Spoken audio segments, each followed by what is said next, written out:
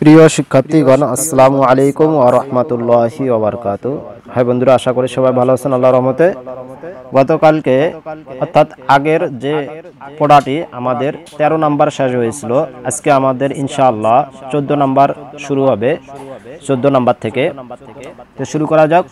আউযু বিল্লাহি মিনাশ শাইতানির রাজিম। বিসমিল্লাহির রহমানির রহিম।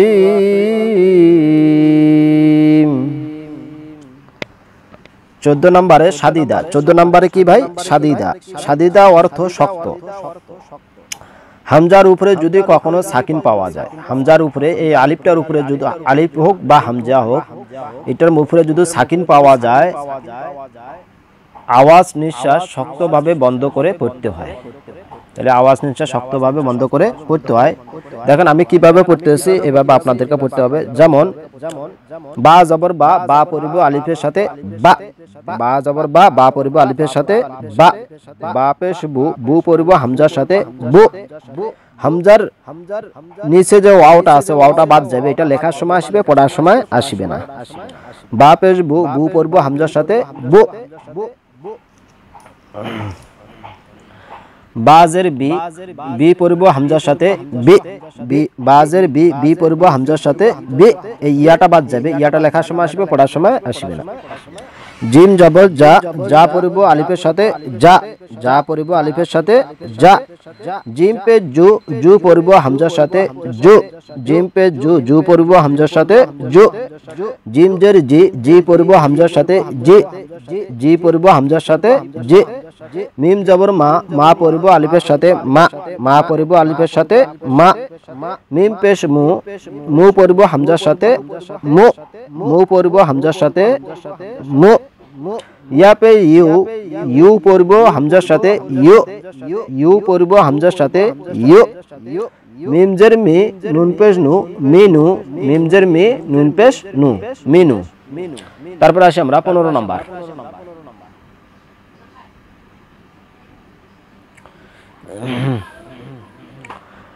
15 নম্বরে আল্লাহ শব্দের লাম পড়ার 2 নিয়ম। আল্লাহ শব্দের লাম পড়ার 2 নিয়ম, মানে যে এই আল্লাহ শব্দটা আলিফ লাম লাম হা, এই আল্লাহু আছে দে, এই আল্লাহুর পড়ার 2 নিয়ম আছে। এটা লামটা পড়ার কয় নিয়ম আছে? 2 নিয়ম। দেখেন, জেরে করে পাতলা, জবর আর পেশে করে মোটা। আল্লাহ শব্দের লামের ডাইনে যদি জবর পেশ হয়, আল্লাহ শব্দের লাম তখন মোটা করে পড়তে হয়। জের হলে লামকে পাতলা করে পড়তে হয়। আল্লাহ শব্দের লাম ছাড়া অন্য লাম সব পাতলা হয়। আচ্ছা, আরেকটা জিনিস বুঝাই দেই। আপনারা যদি এই বাংলাটা যদি আমি বললাম, এটা যদি আপনারা বোঝা না আসে, তাহলে আপনাদেরকে সহজভাবে বলে দেই। এই যে সাদ আছে যেখানে, মোটা হবে সেখানে, সাদ আছে যেখানে, মোটা হবে সেখানে। বুঝাই দেই এখন। এই যে আলিফ লাম জবর আল, এই আল, এটার ডাইনে যদি কি থাকে? জবর থাকে। কি থাকে? আল্লাহ শব্দের লামের ডাইনে যদি কি থাকে? জবর থাকে। তাহলে জবর অথবা পেশ হয়, তাহলে আল্লাহ শব্দের লাম তখন মোটা করে পড়তে হয়। এই শব্দটা, এই আলিফের উপরে যদি কি থাকে? জবর অথবা পেশ থাকে, তাহলে মোটা করে পড়তে হবে। আর যদি জের থাকে, আলিফের নিচে যদি জের থাকে, পাতলা করে পড়তে হবে।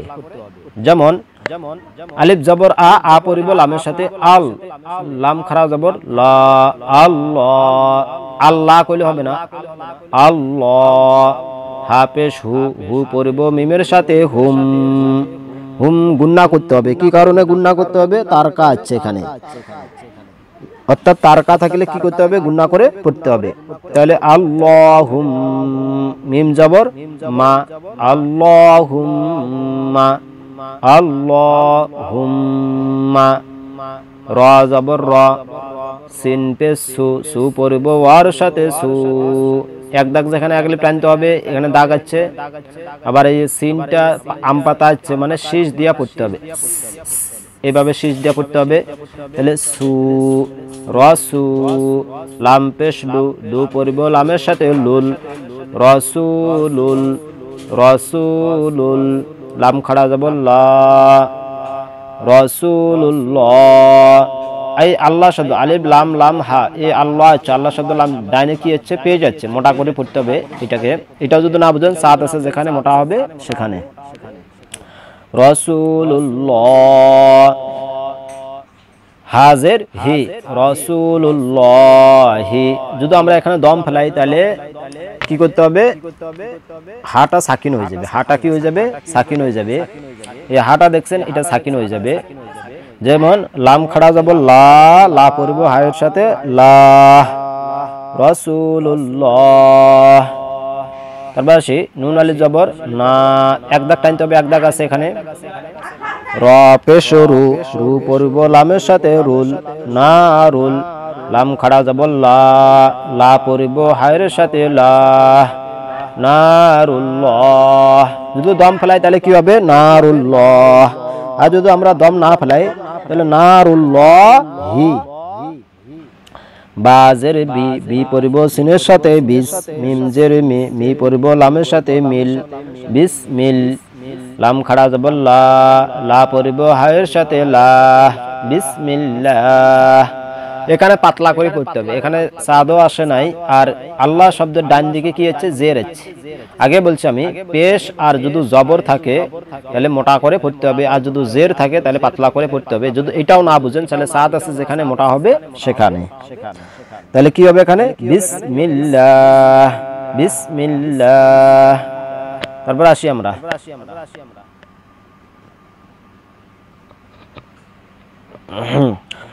15 নাম্বার শেষ। এখন আমরা আসব 16 নাম্বার। নুন সাকিন পড়ার নিয়ম 4টি। নুন সাকিন পড়ার নিয়ম কয়টি, 4টি। আচ্ছা এইটা এখানে বুঝাই দিই একটু ভালো করে দেখেন। 1 নম্বরে ইকলাব, 2 নম্বরে ইজহার, 3 নম্বরে ইদগাম, 4 নম্বরে ইকফা।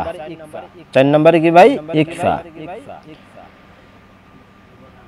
1 নম্বরে ইকলাব অর্থ বদল করা, ইকলাবের এক হরফ বা। 2 নম্বরে ইজহার, ইজহার অর্থ স্পষ্ট করা, ইজহার অর্থ স্পষ্ট করা। ইজহারের হরফ কয়টি, 6টি। ইজহারের হরফ 6টি। যেমন হা, হা, খ, আইন, গয়ের, আর হলো হামজা। 3 নম্বরে ইদগাম অর্থাৎ অর্থ তাসদীদ ধরে মিলিয়ে পড়া, তাসদীদ ধরে মিলিয়ে পড়া। ইদগামের 6 হরফ। ইদগামের কয় হরফ, ইদগামের 6 হরফ। ইয়া, ওয়াও, মিম, নুন, র, আর হলো লাম। 4 নম্বরে ইকফা অর্থ গোপন করা। ইকফার 15 হরফ। ইকফার কয় হরফ ভাই, 15 হরফ। তা, সা, জিম, দাল, জাল, ঝা, সিন, শিন, সাদ, দাদ, ত, জ, ফা, কফ, আর হলো কাফ। এবার আসি আমরা 16 নম্বরে নুন সাকিনের ইকলাব। এই আমরা 1 নাম্বারটা পড়লাম, এই ইকলাবটা 16 নম্বরে আছে। ইকলাব অর্থ বদল করা, এখানে পড়িয়েছে না। ইকলাব অর্থ কি করা ভাই, অর্থ বদল করা। এখানে আছে দেখেন, নুন সাকিনের ইকলাবের অক্ষর একটি, তার নাম বা, তার নাম বা। নুন সাকিনের বামে যদি বা অক্ষর পাওয়া যায়, নুনকে মিম ধরে গুণনা করে পড়তে হয়। তাহলে কি, নুনকে মিম ধরতে হবে, নুনকে কি ধরতে হবে, মিম ধরে গুণনা করে পড়তে হয়। নুন সাকিনের বামে যদি বা অক্ষর পাওয়া যায়, নুনকে মিম ধরে গুণনা করে পড়তে হয়। এটা যদি আপনারা না বুঝেন তাহলে তার কাছে যেখানে গুণনা হবে সেখানে নুন সাকিনের ইকলাব বা করলো ইকলাব। তাহলে এখানে দেখেন, এই এতক্ষণ থেকে আমি যে বাংলাগুলো বললাম এখানকার, এগুলো যদি আপনি না বুঝেন তাহলে এই তারকা আছে যেখানে গুণনা হবে সেখানে। যেমন দেখেন,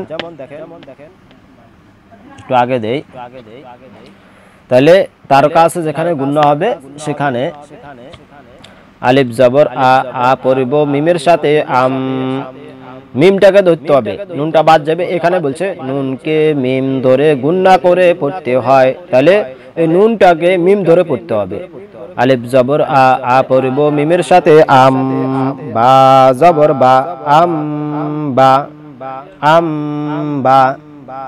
মিম জের মি, মি পড়ব মিমের সাথে মিম, মি পড়ব মিমের সাথে মিম গুণনা করতে হবে তার কাছে যেখানে গুণনা হবে সেখানে বা জবর বা বা পড়ব আইনের সাথে বা মিম বা দাল জের দি মিম বাদি আলিফ জবর আ লাম জের লি লি পড়ব ইয়ার সাথে লি আলি মিম পেশ মু মু পড়ব মিমের সাথে মুম মিম পেশ মু বলছি আমি আপনারা দুই পেশ বললেও বলতে পারেন মিম দুই পেশ মু মু পড়ব নুনের সাথে মুম আলিমুম বাজের বি মিম আলি জবর মা বিমা আলিমুম বিমা আলিমুম বিমা